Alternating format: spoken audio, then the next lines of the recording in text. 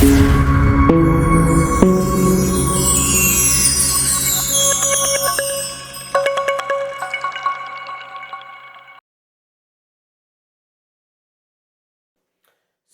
है आप सभी लोगों का वापस आपके इस चैनल कुमार क्लासेस में। तो आज हम आपके लिए लेकर आए हैं पोएम नंबर 3, जिसका नाम है now the leaves are falling fast, और जिसे लिखा है W.H. ऑर्डन ने। तो W.H. ऑर्डन के बारे में कुछ जानकारी हासिल करते हैं। W.H. ऑर्डन, जिनका पूरा नाम वेस्टन हग ऑर्डन था, इनका जन्म जो है वो 1907 ईस्वी में हुआ था तथा इनकी मृत्यु जो है 1973 ईस्वी में हुई थी।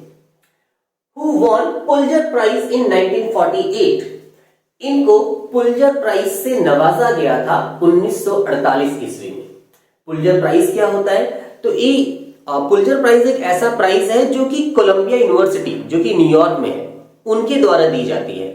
और किसको दिया जाता है? तो ये ऐसे व्यक्ति को दिया जाता है जिन्होंने लिटरेचर में कुछ अलग काम करके दिखाया है, कुछ इंपॉर्टेंट काम करके दिखाया है।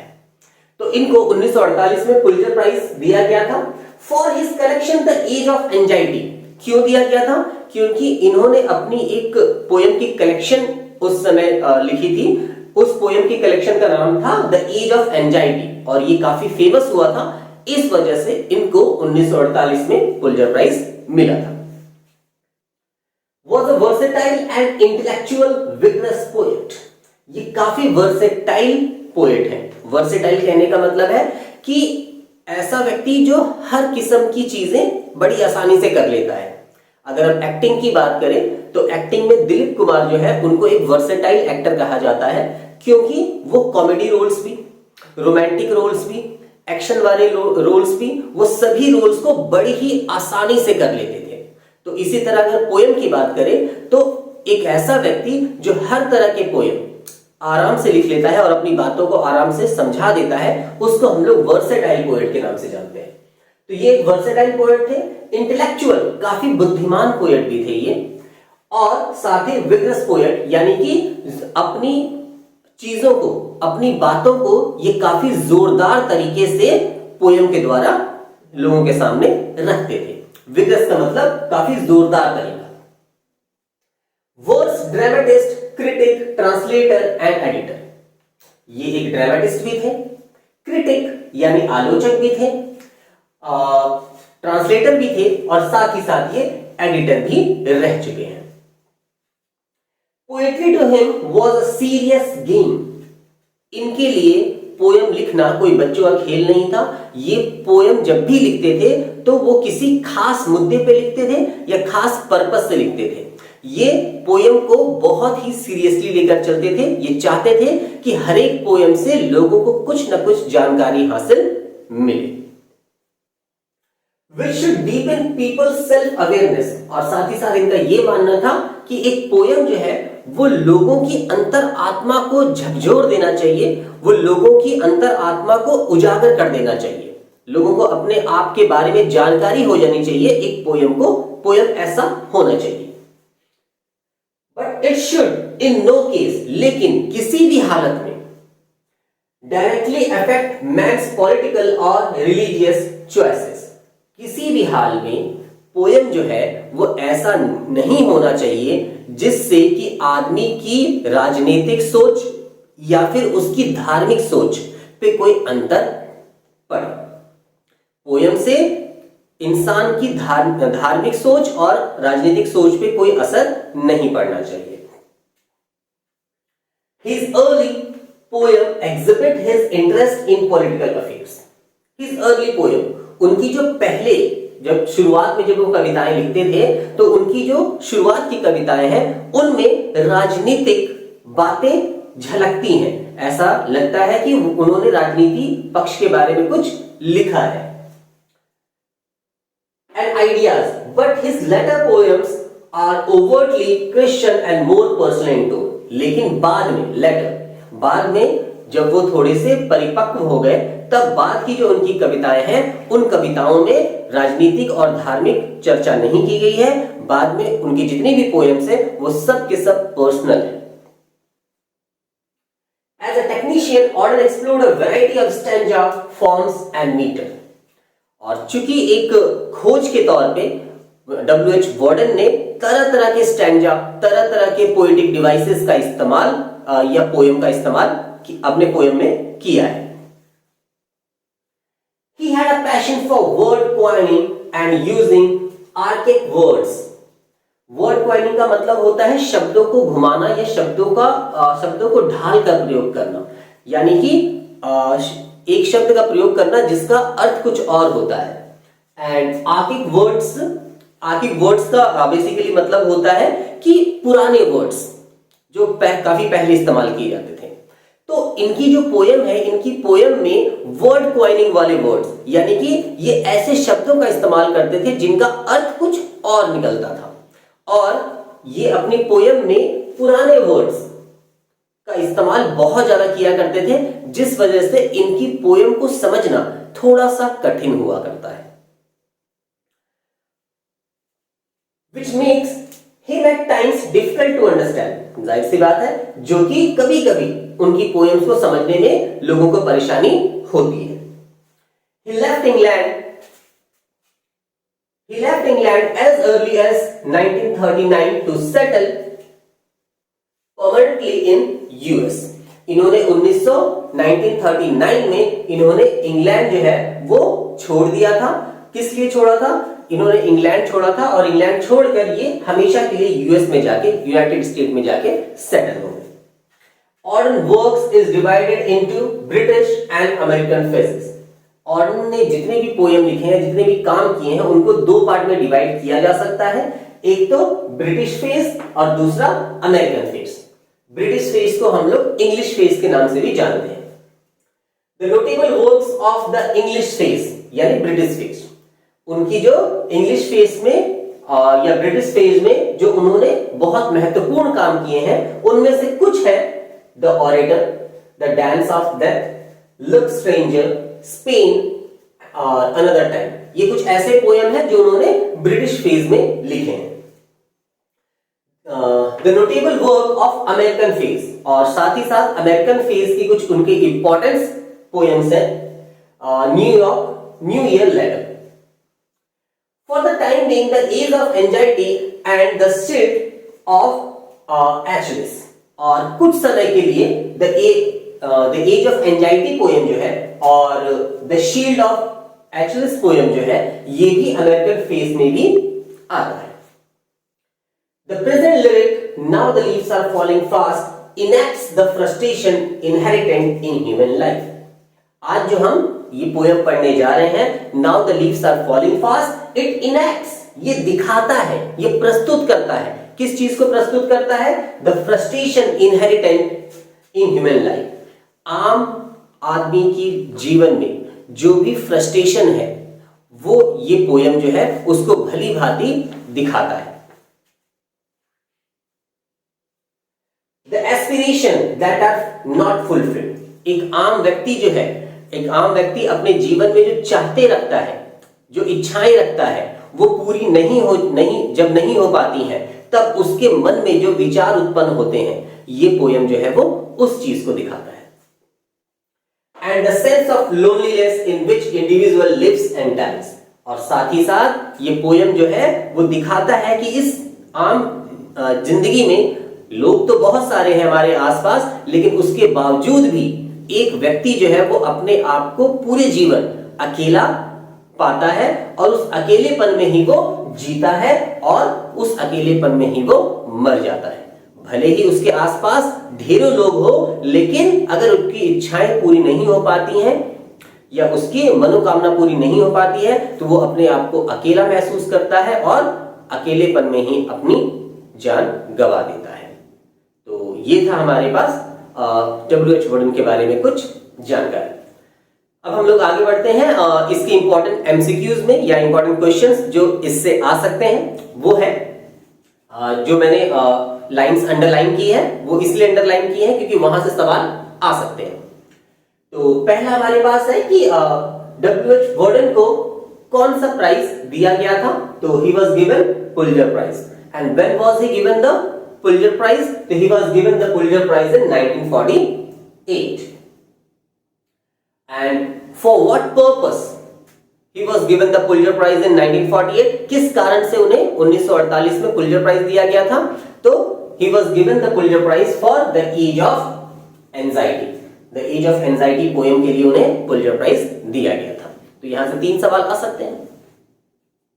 इसके बाद अगला सवाल हमारे पास आ सकता है कि वो किस तरह के पोएट थे? What type of poet is W.H. Warden? Option में आपको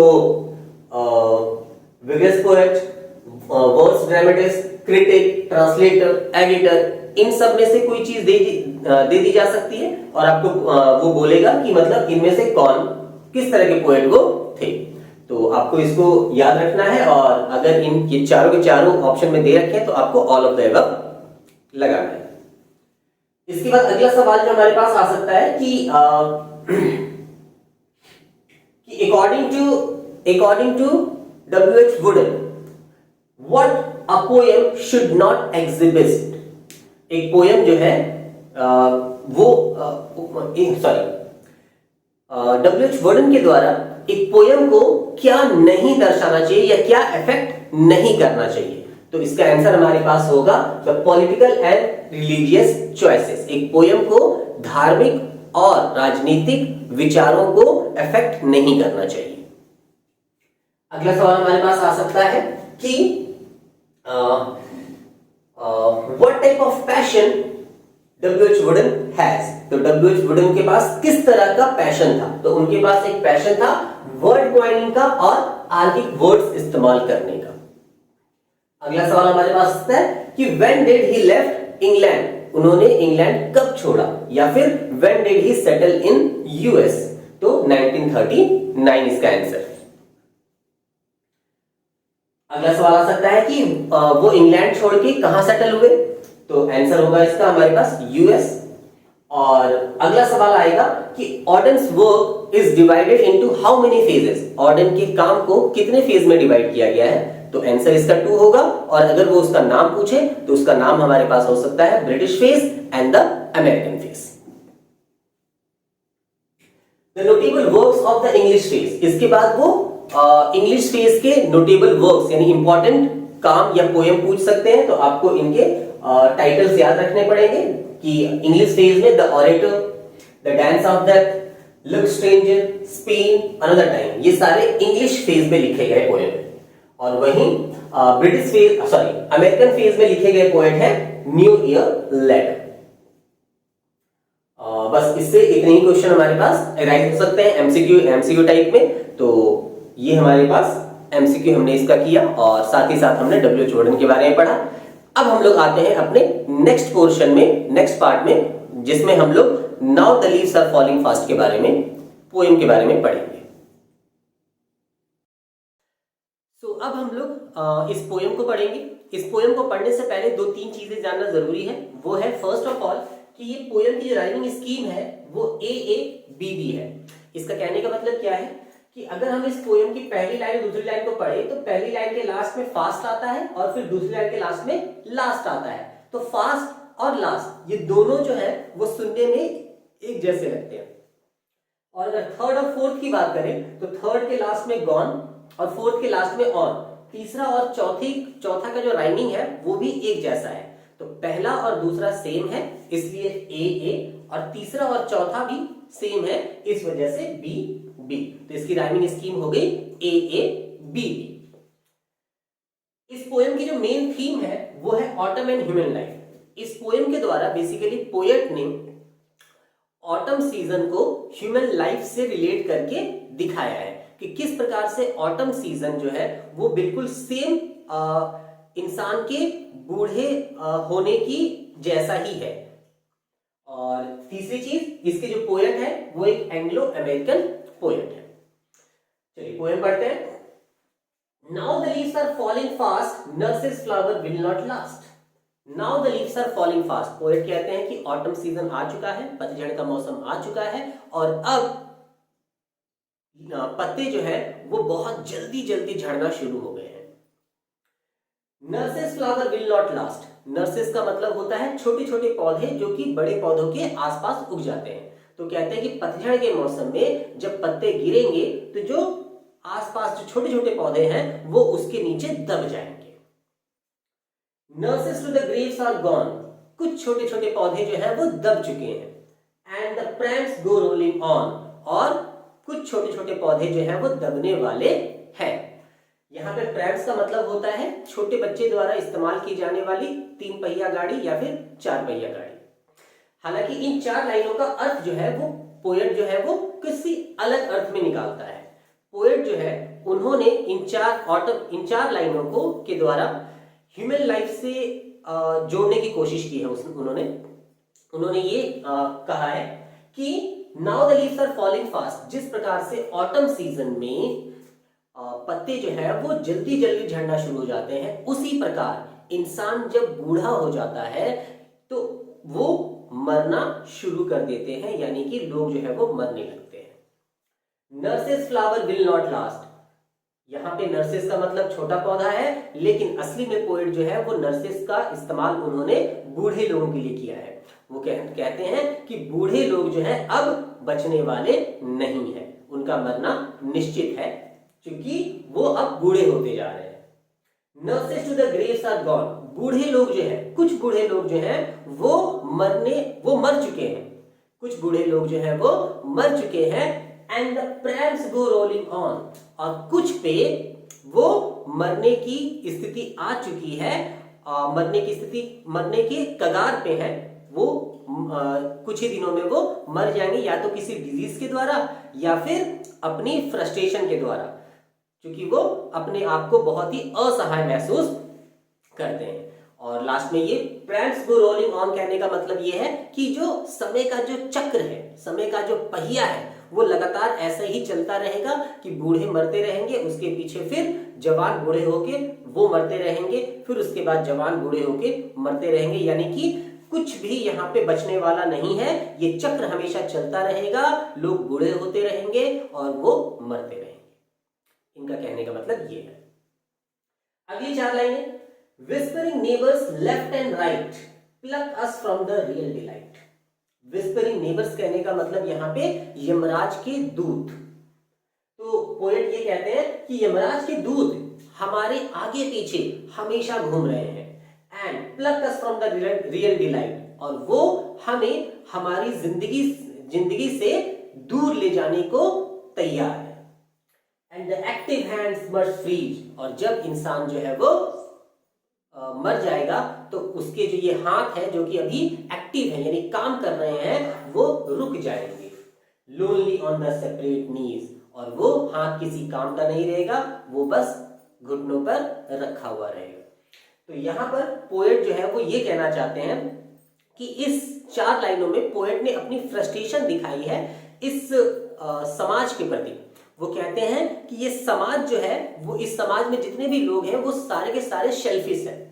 एंड विस्परिंग नेबर्स, यमराज के दूत का कंपैरिजन उन्होंने उन सेल्फिश लोगों से किया है कि हमारे आसपास बहुत सारे ऐसे लोग हैं जो कि सिर्फ अपना काम निकालने के लिए हमसे दोस्ती रखते हैं, या फिर वो बहुत सारे ऐसे लोग हैं हमारे आसपास, हमारे नेबर्स में, जो कि हमारे मरने की कामना कर रहे हैं, या जो इच्छा कर रहे हैं कि हमारी खुशी जो है वो कब गम में बदल जाए। यहां पे उन्होंने समाज के मुंह पे एक तमाचा मारा है। And the active hands must free, और फिर वो कहते हैं कि जब इंसान जो है बूढ़ा हो जाएगा तो उसके हाथ जो है वो काम करना बंद कर देंगे, या फिर जब वो मर जाएगा तो उसके हाथ जो है वो फ्रीज हो जाएंगे, और उसके हाथ जो है वो सिर्फ और सिर्फ घुटनों पे रखने के काबिल हो जाएंगे, और वो उस हाथ से कुछ कर नहीं पाएगा। यहाँ पे सेपरेट नीज का कहने का मतलब है कि जब इंसान बूढ़ा हो जाता है तो उसके जो घुटने हैं वो एक दूसरे के साथ जुड़ते नहीं है, वो दोनों के दोनों अलग ही रहते हैं। तो यहाँ पे वो पोएट ये कहते हैं कि जब इंसान बूढ़ा हो जाएगा तो उसके हाथ किसी काम के नहीं रहेंगे, और उसके नीज जो है वो भी सेपरेट हो जाएंगे। और यहाँ पे वो ये भी कहना चाहते हैं कि एक ना एक दिन सभी को मरना ही है। तो अगली लाइन में पोएट कहते हैं, अगली 4 लाइनों में, कि dead in hundreds at back, वो जो व्यक्ति मर चुका है उसके पीछे हजारों लोग हैं, follow wooden in our track. और चूंकि पोएट जो है वो क्रिश्चियन को फॉलो करते हैं, क्रिश्चियनिटी फॉलो करते हैं, तो क्रिश्चियनिटी में जब भी कोई मर जाता है तो उनको एक लकड़ी के ताबूत में बंद करके कब्र की ओर ले जाया जाता है। तो ये वही कह रहे हैं कि जो मर चुका है उसके पीछे हजारों लोग पीछे पीछे आ रहे हैं, follow wooden in our track. वो उस ताबूत के पीछे पीछे उस व्यक्ति जो कि ताबूत में बंद है, मरा हुआ व्यक्ति जो कि ताबूत में बंद है, उसके पीछे पीछे उसको फॉलो करते हुए आ रहे हैं। आर्म्स रेज्ड स्टिफली टू रिप्रूव, और उन्होंने अपने हाथ ऊपर उठा रखे हैं। राम नाम सत्य है, जो भी ये तो हिंदू में बोला जाता है, उनमें शायद कुछ और बोला जाता होगा। तो उन्होंने अपने हाथ ऊपर कर रखे हैं, जिससे ये प्रूफ होता है। क्या प्रूफ होता है? ये प्रूफ होता है कि इंसान, जो भी इंसान इस दुनिया में आया है, वो एक ना एक दिन जरूर मरेगा। और व्यक्ति जो है वो खाली हाथ ही दुनिया में आया था और खाली हाथ ही इस दुनिया से वापस जाएगा। ये इस बात को प्रूफ करता है, उनके उठे हुए हाथ इस बात को प्रूफ करते हैं। इन फॉल्स एटीट्यूड ऑफ लव, और उन्होंने जो अपना हाथ ऊपर उठा रखा है वो सिर्फ और सिर्फ दिखावा है, एक झूठा प्यार है। उनको, जो व्यक्ति ताबूत में बंद है, जो मर चुका है, उससे उन्हें कोई खास लगाव नहीं है, खास मोह माया नहीं है, बस एक दिखावे के लिए वो उन्होंने अपने हाथ उठा रखे हैं। अगली 4 लाइनों में, starving through the leafless wood, trolls run scolding for their food, and the nightingale is dumb and the angel will not come। तो अगली 4 लाइनों में पोएट हमसे ये कहते हैं कि starving through the leafless wood। अब चूंकि बहुत सारे लोग जो है वो मरते जा रहे हैं और ऑटम सीजन में बहुत सारे पत्ते जो है वो पेड़ से झड़ चुके हैं, तो अब जो पेड़ है, यहाँ वुड का मतलब पेड़, अब जो पेड़ जो है वो लीफलेस हो चुका है, यानी कि उसमें से सारे पत्ते झड़ चुके हैं। और and trolls run scolding for their food. Trolls कहने का मतलब है कि भेड़िया, ये जो है ये अपने खाने के लिए इधर उधर भटक रहे हैं। तो इसको उन्होंने नॉर्मल लाइफ से किस तरह जोड़ा है? तो उन्होंने ये कहा है कि आजकल जो है पीपल जो है, जो बूढ़े लोग जो है वो मरते चले जा रहे हैं, जिससे कि इस आम दुनिया में अच्छे लोगों की कमी होती जा रही है। एंड ट्रॉल्स यानी कि राक्षस। तो नॉर्मली यहाँ पे ट्रॉल्स कहने का मतलब बेईमान लोग हो गए, या ऐसे लोग जो अब सिर्फ अपना फायदा देखते हैं, उनको कहा जा रहा है। तो trolls run scolding for their food. जो बुरे लोग हैं उनकी मात्रा जो है वो इस दुनिया में बढ़ती जा रही है, और वो दूसरे लोगों को परेशान करने के लिए या दूसरे लोगों को अपना शिकार बनाने के लिए हमेशा तैयार रहते हैं। यहाँ पे पोएट जो है वो कहना चाहता है कि इस दुनिया में अच्छे लोगों की कमी हो चुकी है, और जो बुरे लोग हैं वो हमेशा अच्छे लोगों को अपना शिकार बनाने को तैयार रहते हैं। And the Nightingale is dumb, और स्थिति ये आ चुकी है कि नाइटिंगेल कहने का मतलब है कि एक अच्छा व्यक्ति। And the Nightingale is dumb, और इतनी बुरी स्थिति आ चुकी है आज हमारे इस देश की या जो भी इस पृथ्वी की, कि जो अच्छे लोग हैं उन्होंने भी अपना मुंह बंद कर लिया है, उन्होंने भी कुछ ना बोलने का प्रण ले लिया है, क्योंकि शायद या तो उन्हें डर होगा कि अगर हम बोलेंगे तो हमारी भी बुरे लोग हमें भी परेशान करेंगे। And the angel will not come, और यहाँ पे वो कहना चाहते हैं कि जब तक, एंजल का मतलब एक अच्छा व्यक्ति यहाँ भी, कि अगर इंसान जो है वो खुद ब खुद अपने लिए नहीं लड़ेगा तो कोई दूसरा एंजल या कोई दूसरा फरिश्ता जो है वो आकर आपको बचाने वाला नहीं है। तो इन 4 लाइनों से ये कहना चाहते हैं कि आजकल इस दुनिया में जो झूठे लोग हैं, बेईमान लोग हैं, उनकी तादाद बहुत बढ़ चुकी है, और वो हमेशा अच्छे लोगों को परेशान करने पे तुले रहते हैं, और इसलिए हमें खुद ब खुद आवाज उठाना पड़ेगा। कोई दूसरा व्यक्ति जो है वो हमें बचाने के लिए नहीं आएगा, और इसके लिए अच्छे लोगों को अपना मुंह बंद नहीं करके रखना चाहिए, उन्हें आवाज उठानी चाहिए।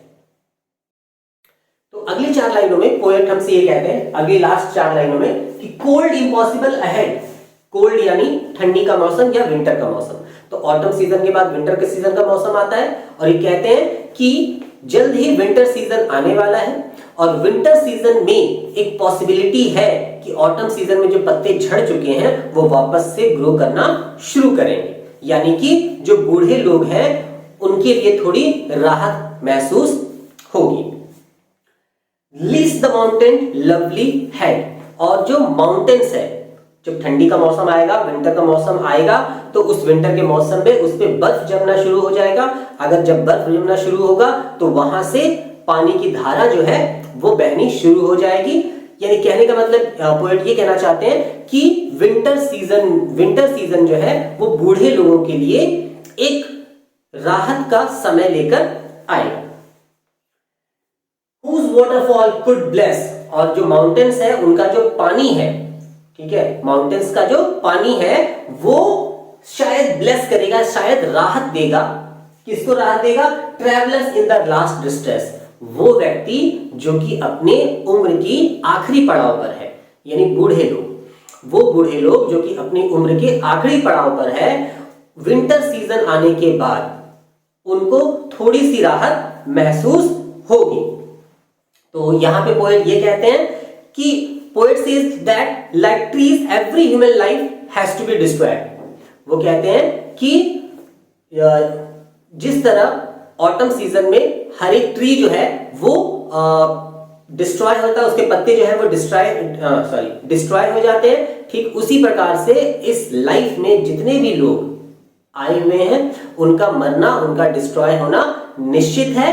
और जब वो अपनी बुढ़ापे की लास्ट स्टेज पे होंगे तब शायद उन्हें थोड़ी शांति महसूस हो सकती है, या फिर जब वो मर जाएंगे तब उन्हें शांति महसूस होगी। तो यहाँ पे पोएट ने बहुत अच्छे तरीके से कुछ, जैसा कि कहा गया था कि W.H. वुडन जो है वो शब्दों को तोड़ मरोड़ के पेश करते हैं। तो यहाँ पे उन्होंने पोयम जो है वो ऑटम सीजन के बारे में लिखा है, लेकिन ऑटम सीजन के द्वारा वो हमारी लाइफ को दिखाने का प्रयास उन्होंने किया है। तो ये था हमारा पोयम, और अब हम बात करते हैं उन इंपॉर्टेंट लाइंस की जो कि हमारे एग्जामिनेशन पॉइंट ऑफ व्यू से काफी इंपॉर्टेंट है। तो इसमें पहला जो इंपॉर्टेंट लाइन है वो हो जाएगा, ये सेकंड वाला जो 4 लाइनें हैं, whispering neighbors left and right pluck us from the real delight and the active hands must freeze lonely on the separate knees। ये 4 लाइनें बहुत इंपॉर्टेंट है, और जो पहली 4 लाइनें हैं वो भी इंपॉर्टेंट है। Now the leaves are falling fast, nurse's flower will not last, nurses to the graves are gone and the prams go rolling on। तो आप अगर इस पोएम को करते हो तो इन 8 लाइनों को आप अच्छे से तैयार करोगे इसकी व्याख्या करने के लिए, ताकि अगर इस पोएम में से अगर कोई सेंटेंस आ सकता है तो वो यही 8 सेंटेंसेस आ सकते हैं। तो यहाँ पे हमारा now the leaves are falling fast जो है वो समाप्त होता है। अगले एपिसोड में हम लोग मिलेंगे एक नए पोएम के साथ। तो तब तक के लिए धन्यवाद। और एक बार फिर से मैं आपको बता दूं कि इस पोएम की समरी का पीडीएफ और इस पोएम के जो इंपॉर्टेंट क्वेश्चन आंसर है एमसीक्यू टाइप, उनका पीडीएफ आपको इस वीडियो की डिस्क्रिप्शन लिंक में जरूर मिल जाएगा। मिलते हैं अपने अगले एपिसोड में एक अगले पोएम के साथ। तब तक के लिए धन्यवाद। अगर आपको हमारे वीडियो में कुछ भी गलत लगा हो या मिसिंग लगा हो तो हमें कमेंट सेक्शन में जरूर बताएं। हम अगले वीडियो में ठीक करने का प्रयास करेंगे।